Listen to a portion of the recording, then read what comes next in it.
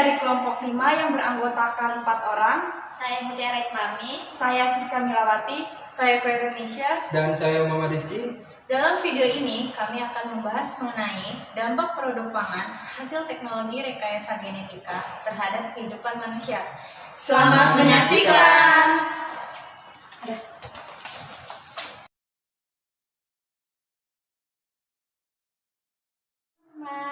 Di sini saya akan menjelaskan tentang rekayasa genetika. Kalian ada yang tahu apa sih itu rekayasa genetika? Jadi, rekayasa genetika merupakan suatu organisme yang secara material dapat diubah dengan menggunakan rekayasa genetika dengan cara mentransfer atau memindahkan, mengubah, dan menambah dan mengurangi DNA pada suatu makhluk hidup kepada makhluk hidup lainnya. Adapun tujuan dari rekayasa genetika yaitu agar makhluk hidup lebih kebal, lebih kuat, dan produktif dan sebagainya.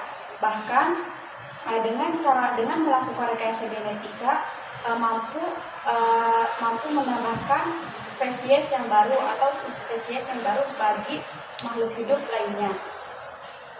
Selanjutnya ada metode rekayasa genetika. Nah, di sini ada beberapa istilah yang menggunakan metode rekayasa genetika dengan cara transgenik. Nah, maksud dari transgenik ini merubah hasil rekayasa genetika dengan cara memodifikasi atau merubah suatu teknologi DNA dengan melalui cloning gen dan cloning molekuler. Nah, tadi kan kita sudah mendengar beberapa informasi tentang teknologi rekayasa genetika di bidang pangan. Sekarang kita akan membahas tentang klasifikasi GMO atau rekayasa genetika.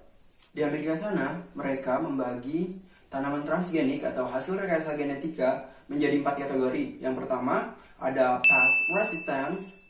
Tanaman transgenik ini telah dimodifikasi secara genetis agar menjadi racun bagi beberapa serangga, sehingga serangga tersebut akan menjauhi tanaman transgenik tersebut. Yang kedua, ada kategori enhanced nutrition. Tanaman ini dikembangkan untuk ditingkatkan kandungan nutrisinya agar tanaman transgenik ini memiliki kandungan nutrisi yang lebih tinggi dibanding tanaman yang tidak dikembangkan secara GMO. Yang ketiga ada stress resistance. Nah, proses rekayasa genetika juga bisa bertujuan untuk membuat tanaman agar tahan terhadap tekanan lingkungan seperti kekeringan, salinitas, suhu yang terlalu rendah atau terlalu tinggi, dan juga bisa tahan dari obat-obatan seperti jenis fungisida dan herbisida. Dan yang keempat atau yang terakhir ada improved yield. Nah, proses GMO juga bisa bertujuan untuk meningkatkan kuantitas panen. Contoh, yang tadinya tanpa menggunakan bibit GMO, mereka akan menghasilkan padi sebanyak 3 karung. Dengan menggunakan bibit GMO, bibit yang dikembangkan secara rekayasa genetika, akan menghasilkan padi 2 kali lipat dari bibit sebelumnya. Jadi seperti itu. Di Amerika atau di beberapa negara Eropa, mereka sudah melabeli produk pangan hasil rekayasa genetika dengan label-label yang sudah dikategorikan seperti yang sudah saya sebutkan tadi. Jadi konsumen dapat memilah apakah mereka akan mengkonsumsi produk GMO atau tidak. Teman-teman, tahukah kalian bahwa penggunaan teknologi rekayasa genetika atau GMO dapat membawa beberapa dampak positif dan manfaat dalam kehidupan kita sehari-hari? Salah satunya seperti dapat melindungi dan melestarikan keadaan air, tanah, dan udara, serta membatasi perubahan iklim di dunia. Nah, selain beberapa dampak tersebut, GMO juga membawa dampak positif dalam kehidupan manusia yang lain seperti produk yang dihasilkan lebih mengandung nilai gizi. Selain itu, dalam proses pembuatannya lebih sedikit menggunakan pestisida. Kemudian, produk yang dihasilkan lebih berkualitas dan tahan lama. Kemudian dengan menggunakan teknologi rekayasa genetika dapat membuat produk dengan jumlah yang lebih besar. Nah, dan terakhir adalah produk yang dihasilkan lebih menggunakan sedikit air dan pupuk. Sekian beberapa dampak positif yang bisa kita ambil dari penggunaan teknologi rekayasa genetika. Nah, setelah tadi kita mengatakan tentang dampak positif, sekarang kita akan mengatakan dampak negatifnya. Yang pertama, ada mengganggunya ekosistem alam karena mempunyai efek pestisida. Yang kedua, ada dapat menyebabkan alergi dan keracunan karena mengandung bakteri yang resisten terhadap antibiotik. Yang ketiga, ada potensi erosi klasa nuska. Dan yang keempat, ada perubahan nilai gizi. Sebelumnya kita sudah membahas tentang dampak negatif dan dampak positif dari teknologi rekayasa genetika. Nah, dengan adanya dampak negatif atau positif tersebut membuat masyarakat kebingungan sehingga apapun yang terjadi di dunia GMO akan menimbulkan kontroversi.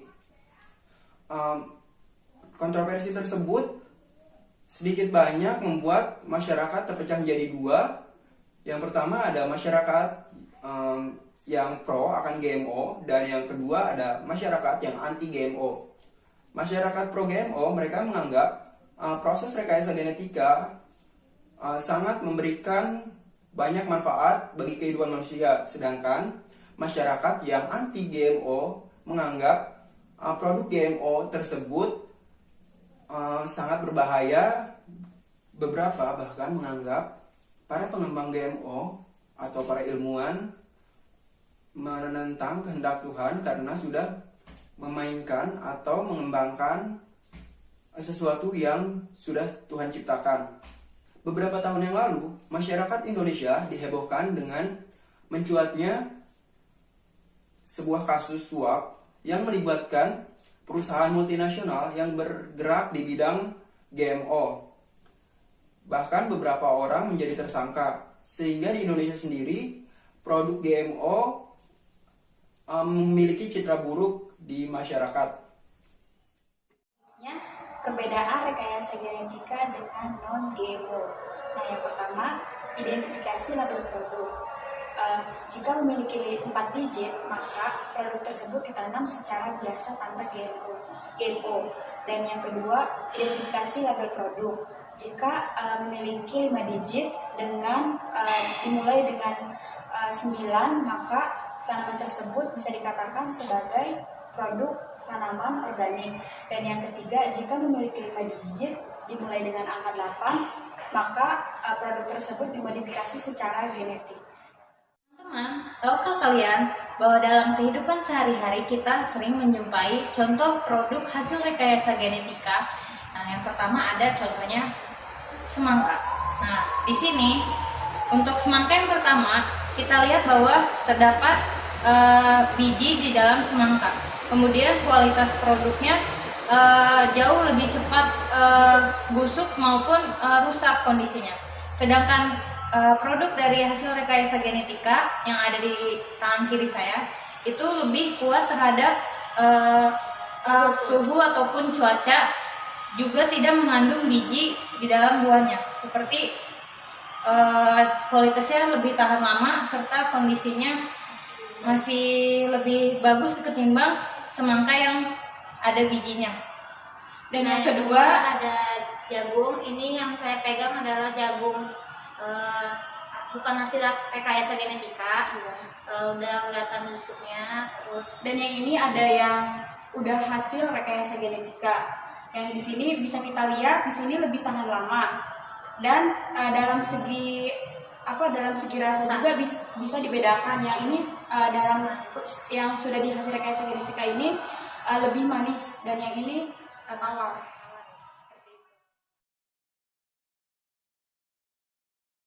Kesimpulan dalam video kali ini adalah meskipun banyak yang menentang akan kehadiran GMO, tidak bisa kita pungkiri bahwa produk rekayasa genetika juga banyak membantu masyarakat Indonesia khususnya di bidang pertanian. Dan terkait makanan apa yang akan kita konsumsi sepenuhnya ada di kendali kita. Jadi bijak-bijaklah dalam memilah makanan. Nah teman-teman, tadi kami sudah menyampaikan materi terkait dampak produk pangan hasil teknologi rekayasa genetika terhadap kehidupan manusia, dimulai apa sih pengertian dari GMO itu sendiri, sampai kepada perbedaan dan ciri-ciri produk GMO dalam kehidupan kita sehari-hari. Semoga informasi yang kita sampaikan tadi bermanfaat buat kita semua. Cukup sekian, kurang lebihnya mohon maaf. Assalamualaikum warahmatullahi wabarakatuh.